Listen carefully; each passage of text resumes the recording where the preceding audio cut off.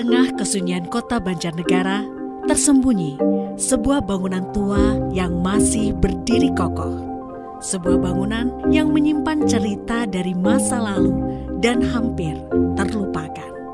Inilah Stasiun Banjarnegara, saksi bisu perjalanan kereta api yang pernah menjadi nadi pergerakan masyarakat setempat.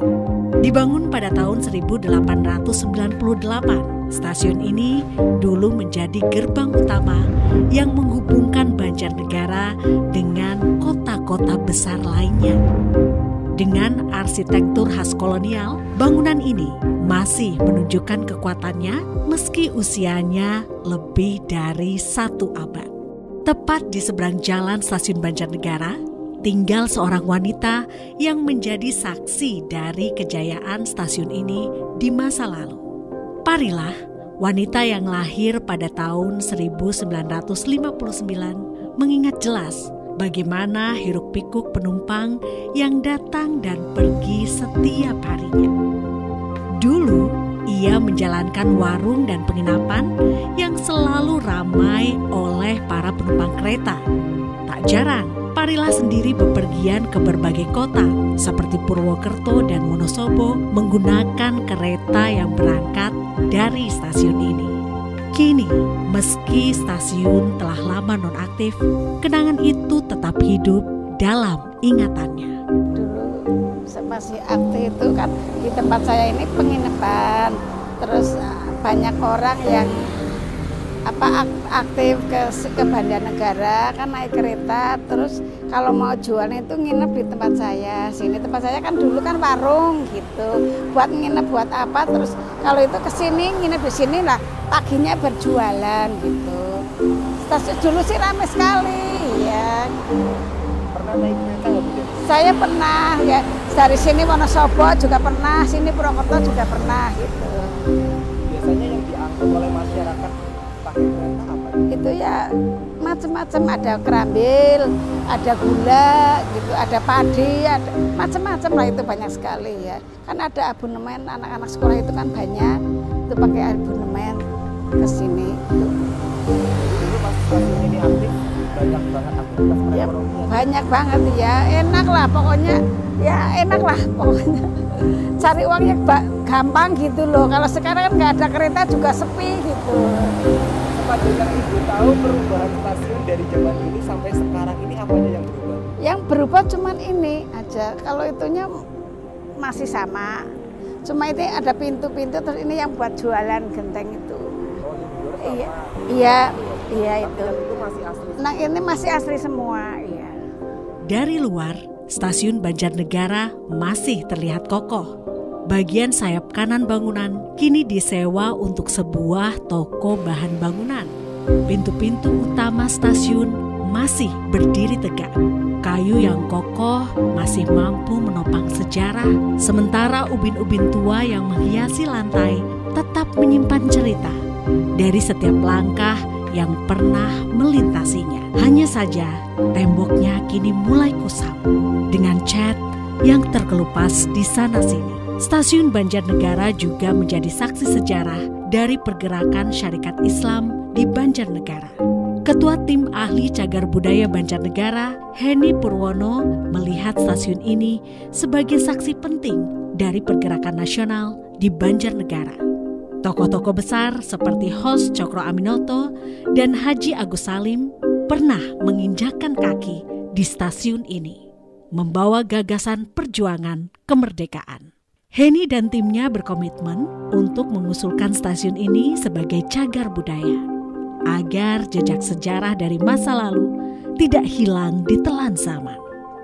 Bangunan bekas stasiun ini diharapkan bisa menjadi sumber edukasi dan inspirasi bagi generasi mendatang. Dari beberapa data memang kita lihat cukup banyak ya komoditas-komoditas di kawasan Banyumas Raya bagian tengah Wonosobo kemudian Banjarnegara yang kemudian diangkut sampai ke pelabuhan Cilacap. Nah, kalau saya melihat selain efek dari perekonomian keberadaan dari kereta api di kawasan Banyumas Raya bagian tengah ini di Banjarnegara khususnya tidak hanya di sektor ekonomi tapi juga sektor politik.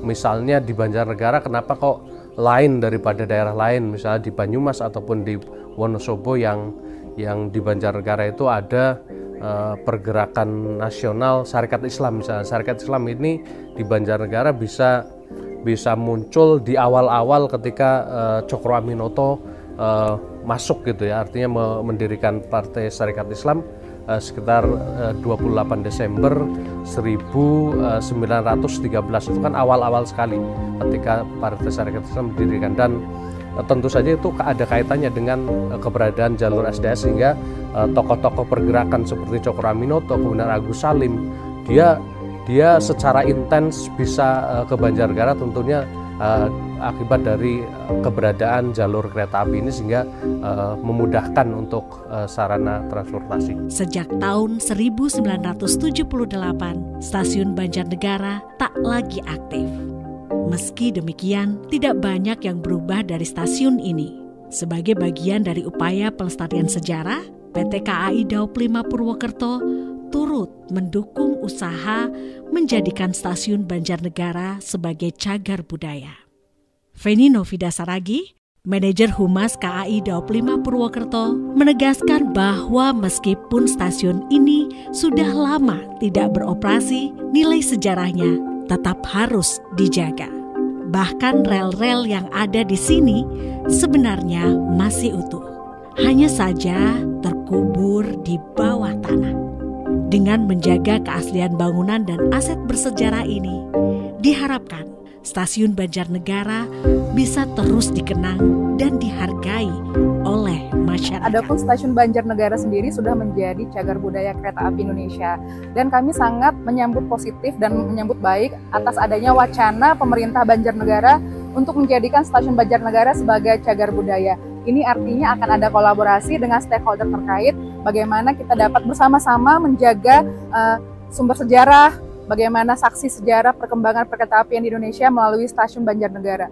Stasiun Banjarnegara ini pun kita harapkan tidak hanya menjadi saksi sejarah, namun dapat menjadi media edukasi bagi generasi penerus bangsa. Selain itu, komitmen KAI terhadap stasiun Banjarnegara sebagai salah satu peninggalan sejarah perkeretaapian, kami telah menempatkan petugas-petugas penjagaan aset yang secara berkala selalu patroli untuk memantau aset stasiun Banjarnegara. Selain itu, kami juga secara berkala bersama para pencinta kereta api melakukan kajian, diskusi, dan juga napak tilas di stasiun Banjarnegara dengan harapan tidak hanya menjaga aset, namun juga dapat melestarikan sejarah dan juga bagian dari cagar budaya kereta api. Meski rel yang membelah Kabupaten Banjarnegara telah tertimbun waktu, namun eks-stasiun Banjarnegara tetap kokoh berdiri sebagai monumen sejarah. Walau kini ia diam tanpa suara kereta yang menderu, kenangan yang terkandung di dalamnya tetap hidup, menunggu untuk kembali bersinar dan menceritakan kisahnya kepada siapapun yang ingin mendengarkan.